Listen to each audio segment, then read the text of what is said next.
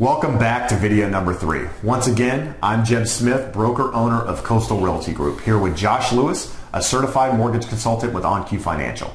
Today, we're going to wrap up our discussion of the mortgage approval process by answering the most frequent questions I get asked from buyers. With that being said, we're going to dive right into it.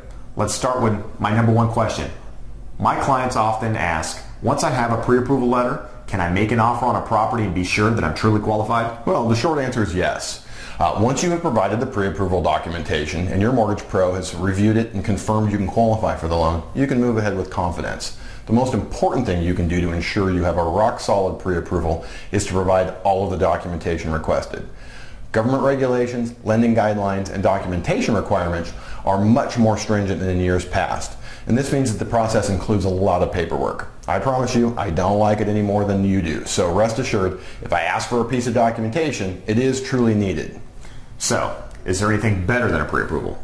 There actually is, and it's a full credit approval. The difference between pre-approval and full credit approval is that all of the income, asset, and credit documentation is sent to the underwriter, the person who has the final approval authority on your loan. The underwriter, rather than just your mortgage consultant, then confirms that your loan meets lender guidelines. In most cases, this is overkill, but it can be useful when there are questions about how the lender may interpret issues with your qualifications. In those cases, it may add an additional 48 hours versus a standard pre-approval, but the peace of mind for you and your agent is well worth it. The second reason that we may choose to get a full credit approval is when time is of the essence and you are looking to close as quickly as possible. By allowing the underwriter to review the file and approve you as a borrower ahead of time, all they need to do once you have a property in escrow is review the contract, title report, and the appraisal, which can save a few days to a full week off the process. Okay, so speaking of timelines, buyers often ask me, once I get approved, how long will it take to close my loan after we get a home under contract and into escrow? Okay, well, if you followed our advice and you've already provided a full application package, we can easily close your loan within 21 days. If you're in a hurry, 2 weeks is definitely doable, but 21 days is a very comfortable timeline for everyone to meet. Another one that I hear often is, why can't I just go to my local bank and get approved? Well, you certainly can, and many buyers with long-term banking relationships think of their bank first when it's time to buy a home. I'll list a few reasons why it's not generally the best option. First, banks have very generic vanilla program offerings.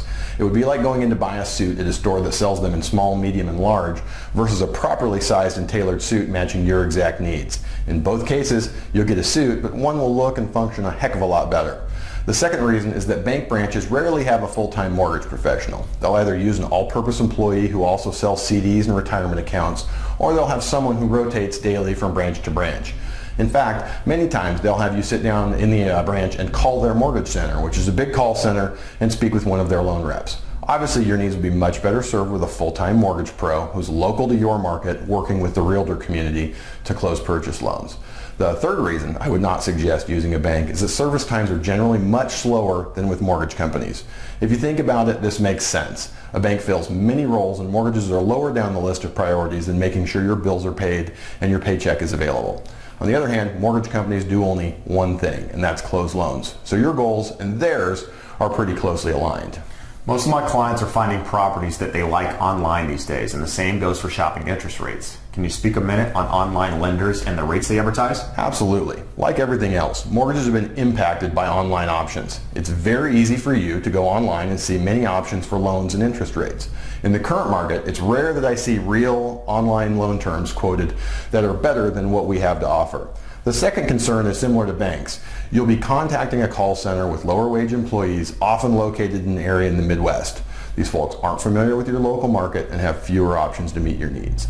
Making some phone calls and checking your options is never a bad idea. I think you'll find if you do that you can find as good, if not better, terms from a local pro who's an expert in your marketplace. So, Jeb, before we finish up here, I want to ask you a few questions that I often hear from borrowers during the approval process. The question that I get most often is, why does my realtor want me to talk to their loan guy? And that's often followed up with, they got to be getting some sort of a kickback, right? Very good question, and one I often hear on my side as well. The main reason I, as a realtor, want you talking to my preferred lender is because I want to know that my clients are truly qualified to purchase and that the loan approval process isn't one that is going to stand in the way or delay us from closing on time when we do find the right property. At the end of the day, my reputation is on the line with you and the listing agent on the other end. And by working with my preferred lender, it gives me peace of mind knowing and trusting Your pre-approval is valid, and mortgage issues won't be a cause of delays or frustration when it comes to closing on your property, and that the final result is a positive one for all parties involved in the transaction. With regards to the kickback question, it's definitely a valid question, and I can see why clients ask it.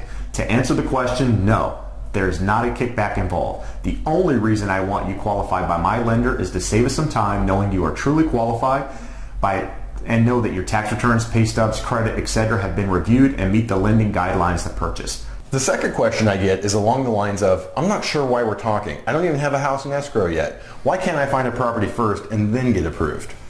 The main reason that we want you approved before you start looking for a home is to know again that you are truly qualified and to what purchase price. There is nothing more frustrating for buyers and realtors than to go out looking for a property, buyers fall in love with it, and then find out they can't get financing because they never took the steps necessary to get pre-approved before going out to look at property.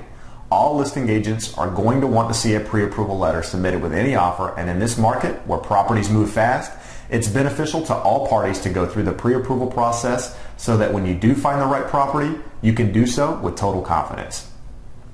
That wraps up our series. Hopefully you found the information valuable. If you did and you'd like more, I want to invite you to a live webinar Josh and I will be doing next week.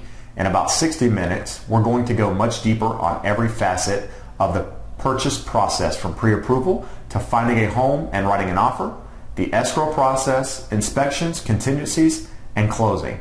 At the end of the webinar, you'll have a complete picture of the purchase process. You'll know what comes next and what you and your professionals should be doing at every step in the process. Just click the box below to join us. I know you don't want to miss this important information. If you're in a rush and want to speak with either of us about real estate or mortgages, our contact info is on the screen just below us. Feel free to reach out at any time. Thanks again for joining us. We look forward to seeing you on the webinar.